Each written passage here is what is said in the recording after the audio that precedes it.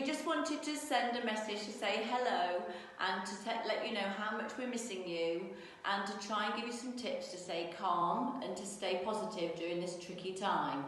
Now we've just got to let you know that this is about our 8th attempt, because every time we do it, Miss Jefford or I make a mistake and then we burst out laughing again. So we're hoping this is going to work. Now, as you can see, we're in Dickens class today, and it's never been quite as quiet, has it, Miss Jefford? It's so strange being this quiet. We just can't wait to have you all back in the classrooms where you belong with us.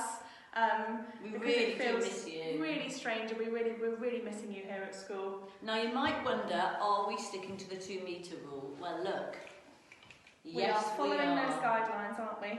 It looks like we just think about each other's smells, but we don't really. We're sticking to this rule.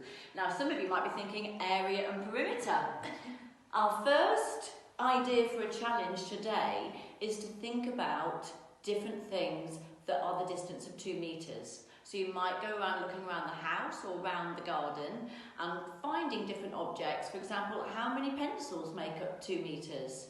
You might also see if you could spot 2 objects in your house or in your garden that are 2 metres apart, or you might place 2 objects or more objects 2 metres apart from each other. And it really makes you realise how far 2 metres is when you are talking to somebody who you usually talk to very close. So it's very strange. Very strange. The next thing we wanted to talk about was those 5 key virtues, and we want to make sure that you're still thinking about those, because they're really important to stay positive in this time. And the one we wanted you to choose today is kindness. And what we would like you to do is to perform an act of kindness. So that could be anything from giving your grandparents a phone call, or from helping your parents out with a job in the house that they haven't asked you to do. Being perhaps really patient with your siblings who are probably really getting on your nerves right now. Yeah, so anything that you think is perhaps something where you can show your kindness. And it's really important to keep that going through every day, but today we'd really like you to focus on kindness. Absolutely. Another idea we've got is to have a wish list, to think of different things that right now, what you'd really wish for. Simple things that we probably normally don't think about, so that we can really appreciate them.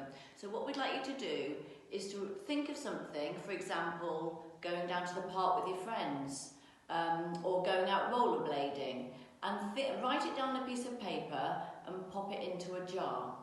So whenever you have a feeling that you wish you could do something, like going to the beach or going to see all of your friends together, pop it down, write, I wish I could, pop it on a little piece of paper, pop that into your jar, and then when this time is over, you can look back through that jar and realise actually how lucky we are to be able to do those things again, and how strange it is not being able to do them, but knowing that you will be able to do those things again, hopefully in the near future. Another idea is one that some of you may already have done.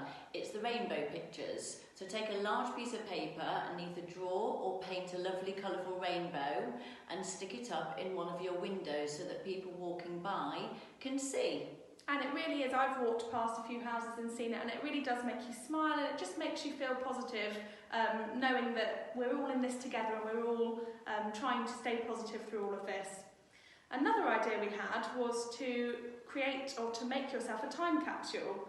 Now what we want to do with that is if you write yourself a letter, so you're going to write a letter to yourself, and in that letter you might talk about who your friends are at this time, how old you are, you might say what your favourite TV shows or books or films are, and what you want to do is you want to talk about how you're feeling, so you might write a little sentence about how you're feeling. Perhaps what's going on at this moment in time. Yeah, so talk about what's going on at this moment and how it's making you feel.